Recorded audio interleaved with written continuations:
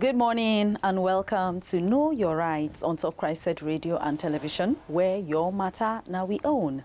My name is Princess, and as always, every Tuesday we dey carry come give you the waka wey go bring lawyers from the Young Lawyers Forum Gariki branch to enter for inside studio to come dey educate us on our rights. If you don't dey follow us Tuesdays and Fridays, 11 o'clock for morning, you go don't know say we don't talk plenty things from our rights between country people and police to the one of say you get the right way then treat you as a human being. Or they talk about dignity in persons. We don't do the right of the Child Rights Act. We don't even talk last week na issue of that data privacy, digital privacy. We be say cyberbullying, all those things them. And today we don't land again with another bagam one with our Obunge lawyer. I get Babatunde Tijani. I get Babatunde Tijani, the principal partner for inside a BM Tijani and Associates. Good. And I'm going to follow us today to talk about education matter. We'll talk about the right to education. Going to tell you about the right to compulsory primary education, the challenges and the way forward. Once again, Babatunde, very welcome to the studio. Thank you so much for having me. I'm happy to be here. Thank you so much. Okay, so jumping straight into the matter we will talk today, the right to education. Is it one of the fundamental, because I know 11 fundamental rights the Constitution talk about. Now, one of the fundamental rights them, or now just those additional ones them we will suppose get? Yes, unfortunately, right to education is not one of the listed fundamental rights under Chapter 4 of the Constitution of the Federal Republic of Nigeria, 1999 as amended. However, we find that reference is made to right to education under Chapter 2, where you have fundamental objectives and directive principle of state policies. Okay. That is the subheading of that Chapter 2 of the Constitution.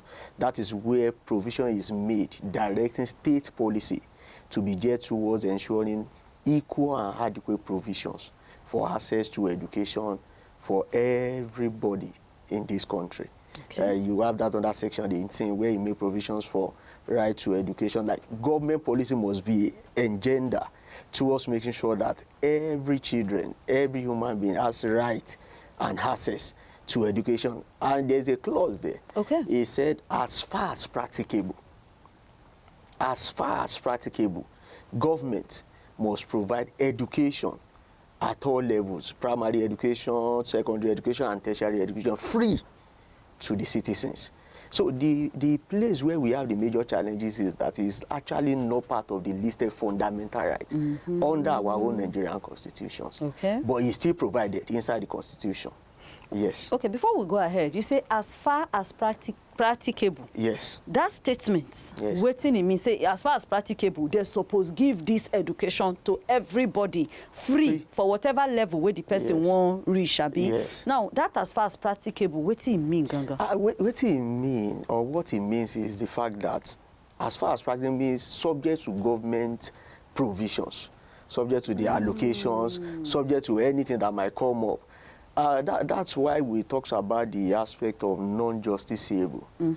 Yes, I know many people must have heard about it. Yes. There's a provisions made under Section 6, Sub 6, and Sub C of the Constitution that talks about the fact that issues of educations that fall under Chapter 2, Section 18 of the Constitution of the Federal Republic of Nigeria is not justiciable in the sense that it means that it is not something that is ordinarily enforceable, owing to the fact that government might be challenged and they might say that because of this reason we are not able to provide this for you. So you cannot ordinarily go straight to the court and say you must compel you government, Tinubu of the president, provide this for us by force. Okay, like for example, now when we come to this right of treat me with a human like a person, no torture me. Yes. If person do you that one, you feel carry and go court. Very say, easily. This one, no, then go against my right, then torture me. I no like him. But if you come to education, say, okay, I won't go for primary school, and I expect government, whether I get money or not, to make sure say I go primary school. And government no fit to do them. Maybe either because they no get the money, or maybe because they get their own reason. And no fit go court, go force and say government must send me to school. Now be that non-justiciable. No, that is the meaning of non-justiciable. Ordinarily, it is not. You cannot just compare government anyhow But that was at the beginning. Okay. Yes. Going forward, also the Constitution provides a leeway to this. And that's why the provision that was given to the legislature to make law, that is our National Assembly, both the House of Representatives and the Senate, to make laws. Now, the Constitution provides that if they make any law subject to that provisions of Chapter 2, Section 18, talking about the educations, that it's ordinarily taken from the level of non-justiciability to what you can now enforce. And then that's why you have other laws that have been made by the country. For example, I can cite this one for you, Universal Basic Education Act, yes, 2004. So that act make provisions that education is a right that can be enforced. Do you understand what I'm saying? So through that act, you cannot say, okay, on the basis of this act, I can go to court. We have had examples of people that has gone to court on the basis of that act, and the court said, yes, on the basis of this provision, even though it is not a fundamental right, but since the National Assembly, the same Constitution also gave the National Assembly power to make this law, and they have made this law making provision of free and compulsory education for primary education, even up to junior secondary school.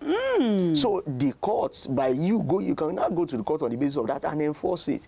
But the major problem that we have in Nigeria is that even at times, when we get judgment, then to enforce becomes a problem. How do you prompt the government that I have a judgment against you? Now go ahead and start. Maybe you need to build a school in rural areas, for example. People that don't have basic structures, you compare them. Okay, you are compared. They will tell you we still need to make provisions for it. It's not part of our plans. It's not. That is where we keep having the problem about education in this country.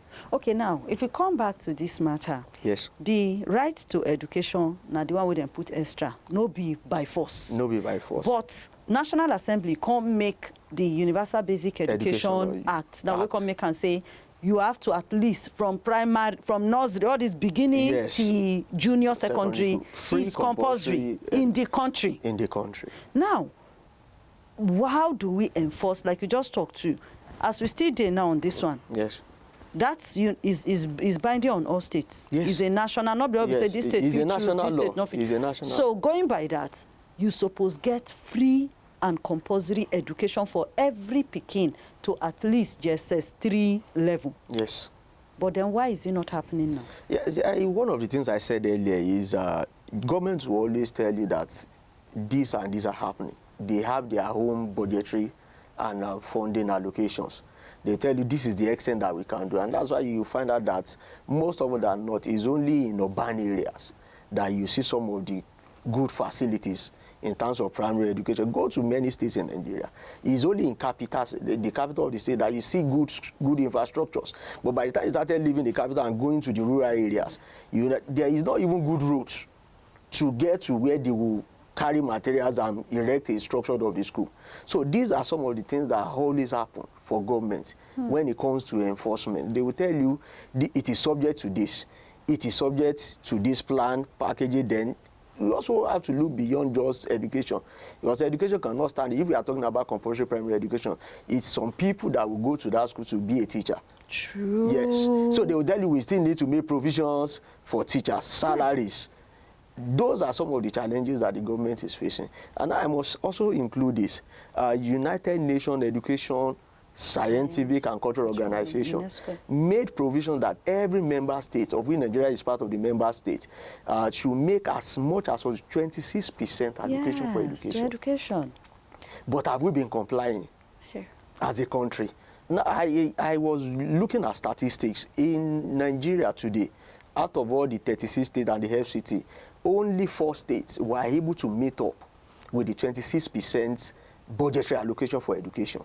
And that's included Enugu, Lagos, I think Kaduna, and one other state I cannot remember, that they made that 26%, and some of them even exceeded it.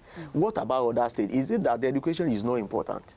Is it that compulsory primary education is not important to them? And it's funny, because many of us that are educated today, our foundation was from primary education. True. Once you miss it from primary education, then you have missed everything.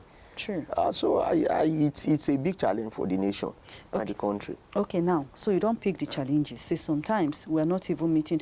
who can hold the country responsible? You just said it, UNESCO, UN. Yes. Then talk and say at least 26% of the whole budget should be put into education. Yes. And like just 4 states, and even the 4 states, my way they talk, how many of them actually, you know, yes, maybe they are doing the budgetary, but monitoring, implementation. Yes, because yes. like you talk, it's not even just enough. You say make these children go school. The schools in question, what are the buildings like? Yes. How equipped are they? Do they have teachers? Yes. Just today, earlier on for the morning show, we're just talking, university lecturers now, they plan, say they won't go strike. October 5, on Sunday here, was World Teachers Day, and plenty teachers still come out to say welfare no good for them. Yes. You are talking, say, rural areas, you hardly, how many people are even ready? Maybe they even post them, to go inside those rural areas. Yes. And let's say they even post you go, let's say the school even there, we are talking of road, we are talking of security. Yes. So who is supposed to hold our country responsible to make sure, say, this talk, not be just talk of mouths, but action follow on? Yes, in holding the country responsible, it still boils down to the citizens. Now, Nigeria is a signatory to many international treaties. United Declaration on Human Rights. There is a provision for right to education that must be enforced for children from age 5 to 14, even up to junior secondary school. There is a United Nations Convention on the Right of Child. It also talks about right to education. Nigeria is also a signatory to African Charter on humans and people's rights, which also talks about the right of education. Then we have the Child Rights Act that we have domesticated, that we have in Nigeria. All these provisions are always made for right of government to make provision for education of the children. But the only thing, one of the things that is lacking is what will be the consequence when the government that is supposed to provide all these things, they are not doing it. Now, consequence from these treaties, from these partners, the way we sign, what thing they're supposed to do our country, as our country, no, they do any of this? The consequences are not there. And even if they are there, it's hard to enforce it. For example, there is one of the judgments that was obtained in ECOWAS on this issue of right to compulsory education. The ECOWAS court recognized that because Nigeria is a part and parcel of African Charter on Humans and People Rights, which recognizes education and other international treaties. So education should be a fundamental right in Nigeria. That judgment was given, but what has been done about it? The problem still persist. For everyone that became a governor in Nigeria today, how many of them can boldly talk about what is the current situation of their primary school? I started, I was thinking about my primary education. Well, I was not privileged to attend public school. I attended private school. But even back then, when I attended private school, I can see what public school looked like. It is not what is obtainable today. Sure. I have many of my colleagues, friends, while growing up, that attended public school. They come out good. They have good set of teachers, good infrastructure. As a matter of fact, my mom actually was a public school teacher. Then she used to bring novels, like playbooks for us to read at home. Even that's my own private school does not even have. But what is happening in those schools today, you find out that maybe possibly because of management issues, corruptions, most of these things are no longer there. I know there was also a point in time, one of the challenges that I also mentioned is health challenges and malnutrition. We cannot underplay the fact that not every family can provide food for their children. It is a child that eats that will go to school to go and learn. You don't carry empty stomach to go and learn. You just be, what are you doing here? And so I know there was a point in time when government make effort towards school feeding program. But is it still in existence? They are trying to that's the problem, because there are some children that depend on that food. At a point in time, that their parents will be glad to send them to school, that at least you know that if you go to school, you eat, and then you'll be able to also gain knowledge from the school. But is the government still taking up to this responsibility? So we now as country people, like you don't mention plenty of these challenges now. Like you mentioned the fact, say, no enough teachers, maybe no accessibility to these places, and even no willpower, like my guy used to say, political will. Because if everybody, especially the UBE, you know, the Universal Basic Education, if it binding on all of them, yes, are the state governments, them, okay, let's say even federal, are the state governments not even supposed to be doing something about, make we see their workings for the schools, then we did their side. So what can the people now do on this matter? Is to create more awareness, and just like we also talk about looking at going to court. We can still go to court. The fact that the Constitution is saying that it's not just, it does not mean you can still go to court. We'll create awareness about it. Let us take it from either from the High Court to Federal High Court. Let's still go to the Supreme Court. And let's see whether the Supreme Court will tell us that at this stage that we have in Nigeria, we just celebrated 65 years independence.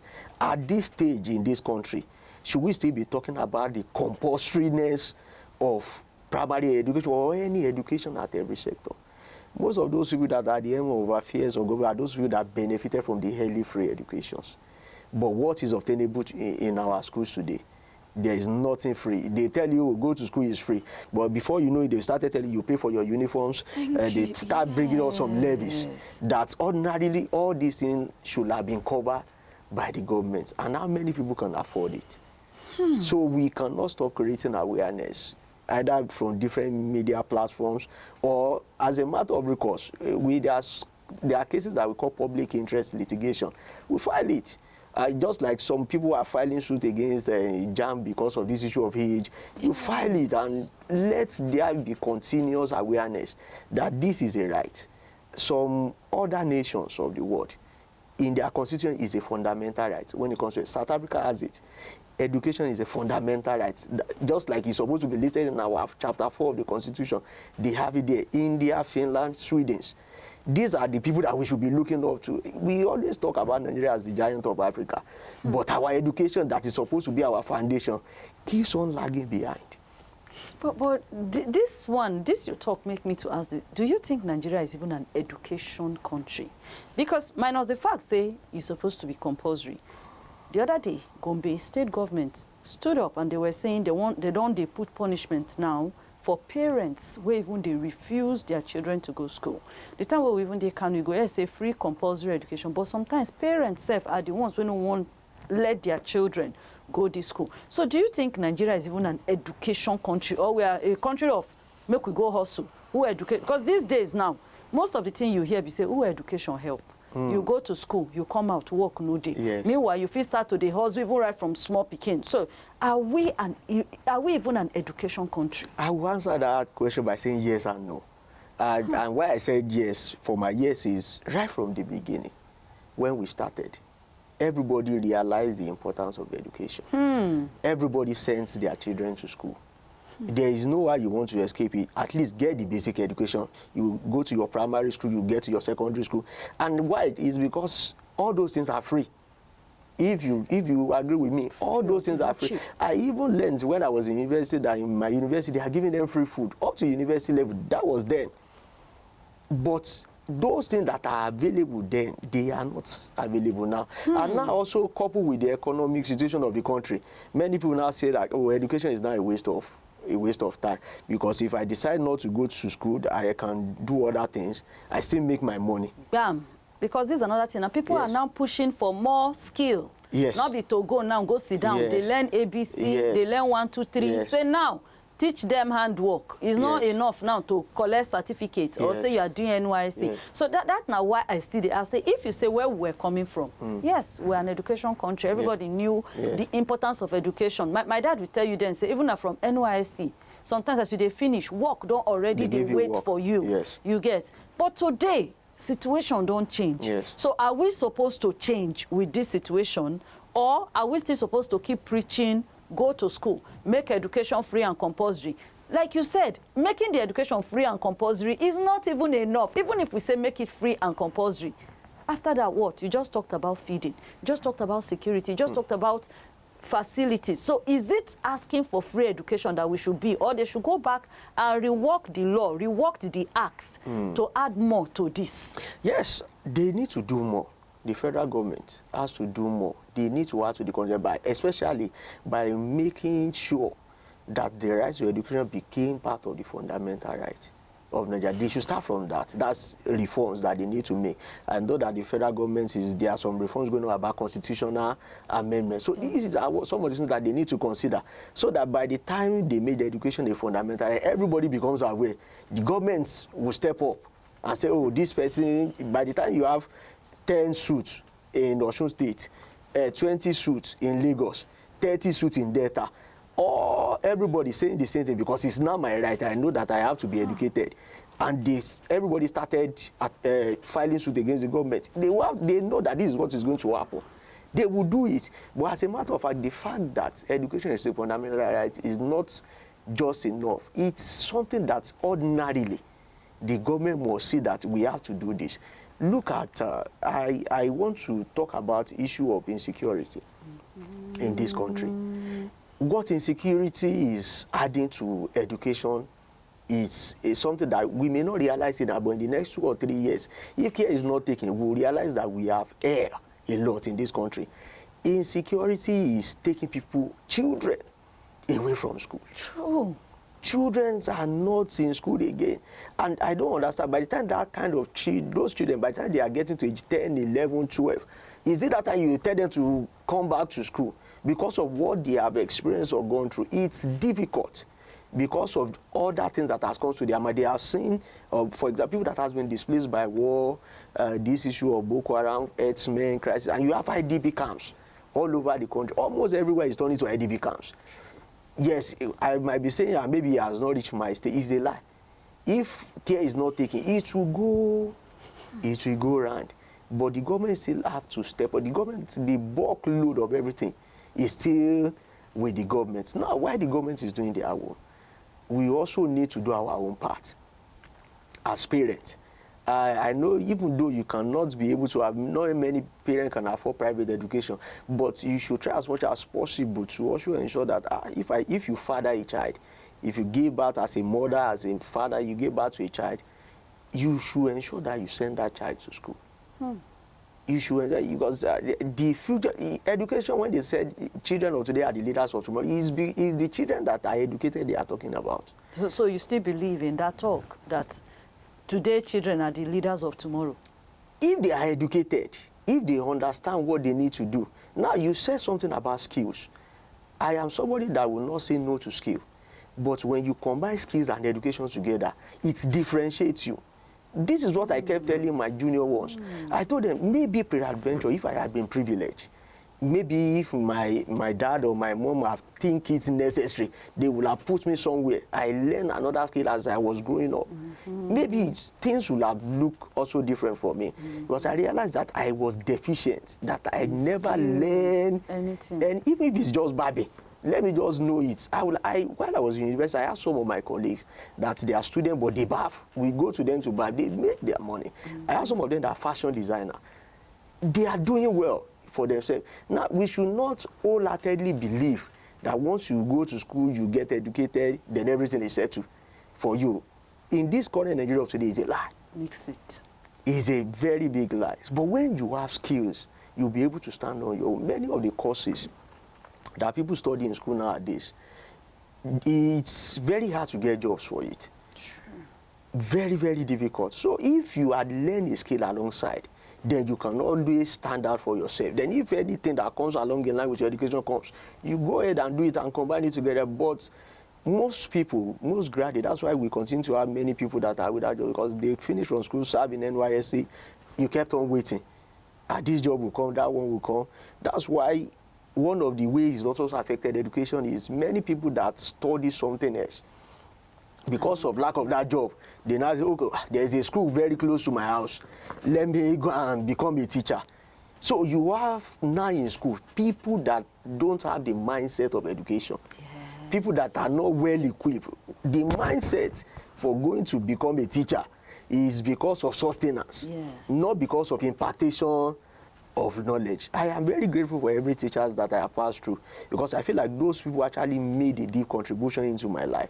I always learn from them, because I saw in them that the desire that, oh, I'm not just doing this thing because of the money. I am doing this so that you can be a better person tomorrow. But I don't know what is happening in school nowadays. Everybody is just doing education the way it is. The teachers are doing their own. And that's why I think if I read online about the Ministry of Education talking about that everybody in schools must be like education trained. Yes, now the Teachers Registration Council. Now, yes, yeah, it's something that should be encouraged. Yes, you have to have a certification. To a reasonable extent, it should be encouraged. But I don't know how they want to marry it, because I know there are some people that study other courses, but they also have passion for teaching. For impartation. I was a teacher once before I went to law school. While I was waiting to be mobilized, I taught in a secondary school, and I loved it. Maybe I gained that from my mom. I really enjoy impacting knowledge on people.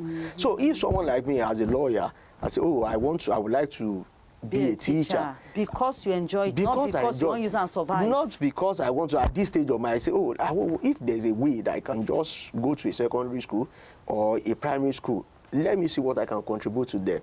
But if you are not enforcing it, that if I don't have a teacher registration certificate, I will not be qualified.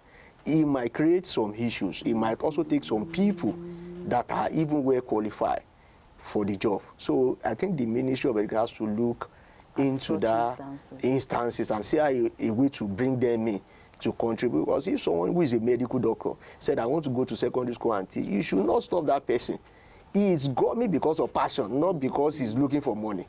That's one way to look at it. So maybe they make provision also for some other people who no get education certificate. Yes. But they genuinely, truthfully from their belly, they do education work. Okay, now, coming back now to the fact that some people now no get waiting to survive them, they enter teaching, and then just the same thing we're talking insecurity. Who do we hold responsible for all of these things? And waiting supposed to be our way forward? Because we don't mention plenty challenge. Yeah. You get. And I still, they ask, say, with the challenges where they ground, should we still be advocating for free and compulsory education? Because some parents will actually not allow their children to go to some schools sake of insecurity. Just the other day, our radio station, most of our production crew and my boss, they went to somewhere in Karimo, where they they actually go for different kids, just for them to discover there, say, for the children to go to school. Not say they don't want to go, but there's like a big river. They have to cross river, you know, no road.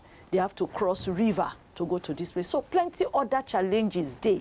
So what should we actually be advocating for exactly when it comes to this education matter? Okay, so one of the way forward to these challenges and issues, number one, we'll still go to the government. Government should make sufficient allocation and budgeting. Let's go to the rural area. Let's leave the urban settlements for now. Like, for example, this place that you are talking about, I know the Minister of FCT is trying his best to do something, but public awareness needs to be directed towards that kind of environment. Sure. So that they can see how they can help those people that want to go to school, but because of the challenges, they are not able to go. Yes. So the government needs to make more allocations to encourage people. Once there's allocations and budgeting, you have infrastructures. Even those people that needs to cross river, they might not need to go. They can just find a place, build their own schools close to them. Yes, then get qualified teachers to help them in their study. And another thing that I have come to realize that is they need to work on the curriculum. Thank you for bringing that up. But, but the recent one now, we then bring out new curriculum. Yes, I looked at it. It's actually impressive. But where I'm looking at is that are the teachers that we have currently, are they ready-made for that curriculum? Yes, somebody mentioned this. Most will don't resume, but they don't even have teachers who are good enough to do. Not just the teachers. Do they have the teaching tools, teaching materials in line with that curriculum that you are bringing? It is not just enough for you to say we are changing the curriculum, but there must be other things that must back them up. Nowadays, education has gone beyond the level of blackboard and white chalk. Education is now going to the level of screen, like screen that children are becoming aware. Yes. Technology. We are talking about advancement in it. I don't know where they will categorize Nigeria when it comes to technology in the educational sector, because you can only see these things. Some of these things are only being seen in some private schools, not in public schools. If not for maybe from some certain states, maybe I can mention maybe Lagos, Port Harcourt, Enugu, and some states, that they are trying to up their standard. That no, the fact that you have it in private doesn't mean we cannot have in government schools. So in that kind of sense, some states are shaking off their weight and said, we want to do this. We want to make public school attractive to students too, because not every parent will send their children to private school. So they need to do that in terms of teachers helping them with materials needed for the new curriculum that they are bringing. It is not just enough, like I said, that you are changing the curriculum. There must be adequate material. Then training the teachers. I think they usually say training the trainer. Yes, that kind of thing. It's very important because you know, somebody that has been in service, I think teachers now is it still 35 years of service? Yes. Still 35 years. So somebody that has spent like 20 years in service in a primary school, for example, and now you are bringing new curriculum now. So that person needs to undergo another training to make sure he or she is well equipped to pass the knowledge on the students that are in the class. So it's not just to bring out a new curriculum, to say we want change timetable. It's not. The thing pass like that. It's something that is very wide and big. You have to do more than just changing the curriculum. You have to equip the person that is going to pass them, because the teachers are the last person, like the point of contact between government and the student. So they are the in-between. Without them, what are the children doing in school? I know of some schools that teachers and students, they just go to school, but nothing happens in school. Yes. They just go and come back, they collect salaries. Yeah. Nothing is happening. What is the government doing about it? And that also talks about corruption. At times when we talk about corruption, we only talk about it in the sense of public officials stealing money, government monies, but what about corruption taking place in some schools? Public schools, corruption is entrenched in public school, whether we like it or not. There are some things that government released to schools, but meant for the student, it doesn't even get to the student. Either the principal or the headmaster, they mismanage it, the teachers share it among themselves. So there should be a follow-up. I think you mentioned something like that. Yes. Follow up. You know what used to be the case is that once they hear that, like I remember at that time, there's something that they used to call the external invigilators, like auditors, people from coming outside. From yes. Even government officials are coming to school. Once they know that unexpected, they used to come, but now those people that are coming, they are already informed the school that we are coming. They package something for them, so they would it's just like normal. So everything they see, they will not make a very diligent report where they are supposed to do. And this thing also. So, and at times when we blame government, we won't realize that the people that the government will not be everywhere. Government needs people like me, people like you, to do some of the work, to help the government. Now, if government has sent me to the field to get data, what is going on in this place, what is going on in what, and I came back and told them, no, everybody is okay, everything is smooth. Government will shift focus to another thing because of the reports that they have received that everything is all right. So as humans, as citizens of this country, we have our own place in issue when it comes about right to education. Yes, government has to provide it, but we also have our own role. We have to have a determination that this right to education, we must ensure it, not just for your own benefit, for the benefit of your neighbor's child, for the benefit of your cousin, for the benefit of your niece, your other family members. You don't know what will happen to them tomorrow for whatever mistake or whatever things that you think you can do and go scot-free with it. They say karma have a way of smiling back at you. And you'll be shocked when it happens. But God help Nigeria. But with everything we say, we don't talk here today. From all we see, you don't talk. I'm seeing more problems and problems. What does this say for the future of education? Because we're still pushing, say, yes, you are supposed to send your child to at least primary, make it go free, make it go compulsory. Even up to junior secondary school. Thank you. But with everything now, we don't results now, say, curriculum, training the teachers, doing welfare for teachers, concentrating more even on the rural areas, doing awareness, all of those things them. And like we talk, most times we Nigerians are even supposed to hold our leaders accountable. But the way we Nigeria don't be now, everybody they hustle, everybody they find waiting to put for belly. What does this mean for the future of education inside Nigeria? The future of education in Nigeria, I would say, if the government will step up and do what they are supposed to do, the future of education looks bright. And I also recall that I said something about the UNESCO requirement for allocation to education. If the government can up their budgetary allocations. Now, if the government meets the basic 26% as requested by UNESCO, in that 26% is infrastructure, is the it covers salaries, it covers payment, even health, basic health needs of the teachers. These are things that are not being talked about. A teacher needs to be in good health to come to school and teach you, but a teacher that knows that, oh, not if I fall down, if I fall sick, I still have to go and do it by myself.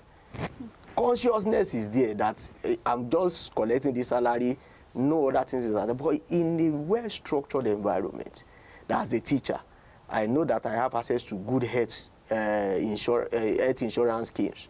I have access to, there was a time in this country that teachers have access to good loans. You buy cars, you build a house. Exactly.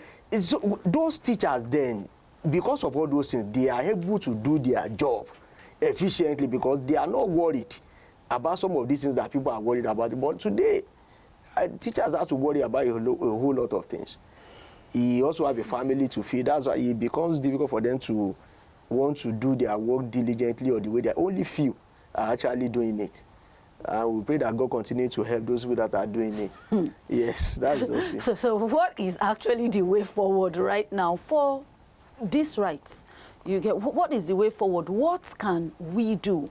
We parents, we media people, we Nigerians, you understand, as the whole society, the government, state governments, federal government, what exactly can we all do to make sure, say, this education thing no waste, both for the Western type and also the skill type mixing? What can we do to do all our own quota, all our own parts, make education for? So I will start from the medias and media awareness.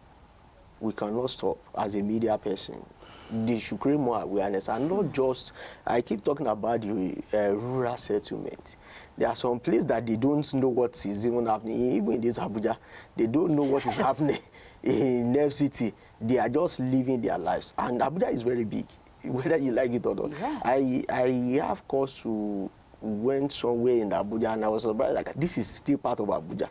Very far distance from my house, like inside Abuja, and I was there. This is still Abuja. So awareness needs to be taken to those places about education. Then from media, I would like to talk about NGOs. NGOs need to come to the head of the government. And I know some NGOs are trying, because I read about an NGO in the IDP camps in Benue State. They call the NGO Offshore Lab. They have this project, School Box, where they are using iron, all these iron, metallic, big iron that they used to store, that one that they used to transport on ship. They reconvert it to a classroom. They are doing that in Benue IDP camps, so that those children that are displaced will still get education. So and they do them free. Free. So NGOs has also a place to aid the country. And when we talk about NGO, you don't have to be like Dangote to contribute something. If there's anything I've learned about helping people, you don't have to be like the $10 of this world, Samad Rabi of this world. As little as you have, you can just do something. Maybe you can even offer your house, part of your house that you are not using. Or even if it's just lesson, you will be using this place for the purpose of to ensure that learning continues. Then the teachers, just like I said, the teachers need to do more.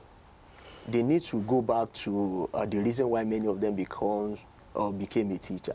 At least for those people that genuinely want to be a teacher, and they should search their conscience. whether they still have that zeal. If they don't have that, if it means they should resign, they should resign. Because the lives of some people are at stake. The life of some people are at stake. So what they are impacting on them matters a lot. If you are not in the right frame of mind to be a teacher, please resign. So that a child or your student will not see you tomorrow and start stoning you. That, what did you do for me? We have had cases like that. Like people talked about their teachers. There are some people that when they remember that, they say, that teacher, I will never forgive him or her. So we have to know what we are doing as a teachers. Yes, the government may not be doing as much as we expected, but we owe a duty. I want to believe at least most teachers are parents. And even though your child may not be attending the public school, you know the level, the standard that is expected. Okay, before you continue, may I just chip into this part now? Teachers get their part, but what about the welfare, the remuneration of teachers? You mentioned health before, and then we're also still talking about their pay. Till now, teachers still, you've heard that most times you go to school, you'll see a teacher, they collect 30,000 naira, they collect 40,000 naira. And these teachers also get family. My guy was just saying something now, say, see one status where somebody say, copper, they collect 77,000. Then post and go school, where principal, they collect 50,000. You know, so the welfare of the, yes, you get the passion to teach, but at the same time, are you not supposed to also be able to survive? Yes. Because they impart on others. Your own children too are getting imparted, and you need to be able to afford that impact on them too. Yes. What I would say about that is this one now goes from federal government to state government. As what did the federal government do? The federal government enacted a law that mandates minimum wage. So now what's left is the implementation from the state. I know, I want to believe by now, I'm surprised that some states are still not be able to activate the minimum wage. Yes. Even the time it was 30,000, some states are not even paying. Yes. Now, when it is now 70,000, the state has to do something about it. They have to pay. As a matter of fact, I think there are some countries that teachers are earning more than even politicians. Yes, now. That's to tell you the level of where they place education, where they place teachers. There is no way you will expect anybody in that kind of environment not to want to learn. Not the teacher will not want to be at the front of education. But it appears that the difference is the case in Nigeria. Not just from primary education, even up to university. That's why you say, as they are talking about going on strike. It has always been every now and then. People like us that went to federal government university, we had issues with strike, ASU strike. True. But when will it stop? That's the question. When will it stop? There should be hope for us as a nation when it comes to education. I'm looking, maybe probably, hopefully, before the next Independence Day, where the president, when he's giving his speech, will say, oh, in terms of education, this is what we have achieved. This is where we have come from. This is where we are today. That is my hope. Just like Martin, I have a dream that will be that will be the hope of this country one day. I actually believe in Nigeria. I believe in this country. I believe Nigeria's future is bright. Serious? Yes, I believe the future of this country is bright. With the right infrastructure, with the right management, with the right leaders, we can get it right. I strongly believe. Yes. Oh, you still on top, know your rights. And today we talk about rights to education. We talk about rights to free and compulsory primary education, the challenges and the way forward. And my guest now, Oga lawyer Baba Tunde Tijani, yes, will be the principal, partner, the principal Oga for BM Tijani and Associates, and also a member of the Young Lawyers Forum for Garki branch. You don't hear what we talk, you get. Say education, yes, not be the one where we say you feel drag government, go court, go enforce them, but by the UBE, the Universal Basic Education Act, yes, you don't make them say federal government, state government supposed to give free and compulsory education to every Naija person, at least to GSS 3 class. Yes, from the nursery, pre-nursery, primary to GSS 3. Say it's supposed to be free and compulsory education. That basic is very, very important. And also the talk of, say, 26% of a country's budget supposed enter into education. Anyway, before we go, any conclusion? There's a saying that the child that you refuse to train today will become your problem and challenges tomorrow. There's also what I read from Iraq. It said it is easier to train a child than repair a broken man. Education is crucial. It is a fundamental human right of every citizen of this country. As a government of this country, as a parent, as people or anybody that have or working in line with the education sector, we all have to contribute our quota. We should not stop. We should stop paying lip service. That education, we are doing this, we are doing that. If you are doing your best, do best and better. This is the time that you have to go a step further for the education of this country. And just like I said, I believe if the government continues in this momentum, there is light at the end of the tunnel for this country. If government, they do like what they talk, it's a light day for the end of the tunnel. Like you don't talk, make all of us continue to contribute our part. Education, they very, very important. We, for Christ Radio and TV, they bring this program as our own way too of awareness. And we they spread them everywhere to get a chance to enjoy this video, to know what we talk about. Join us for all of our social media handles at Christ Radio TV, at CHRICEDRADIO TV. For YouTube, for Facebook, this video go there for you to rewatch them. And then we there for TikTok, we there for X, we there for Instagram. Follow us, subscribe to our channel, our pages, like us, comment inside, and then no lose guard. Already, if you enter our YouTube, you already see that our report when we take go Karimu, where children, both secondary, primary, very ready and willing to go school. But unfortunately, road na be their own problem. Lights na be their problem. Security na be their problem. And we they do our own work to bring it out to the public, to continue to raise them, so that government, so that Minister of FCT go know these things and also do the needful. Education, they very important. Like you talk, you say better to train somebody, repair work person today. It's better to train a child than repair a broken man tomorrow. Bam. And Nadia myself go lock up on top of the matter. Thank you so much, Babatunde, for showing up. I'm happy to be here. Thank you. Yes. And thank you, YLF Gariki Branch, for always showing up with our lawyers. My name is Stevie Princess, and we'll catch you on another set of Know Your Rights. Until then, continue to enjoy yourself and have a nice day.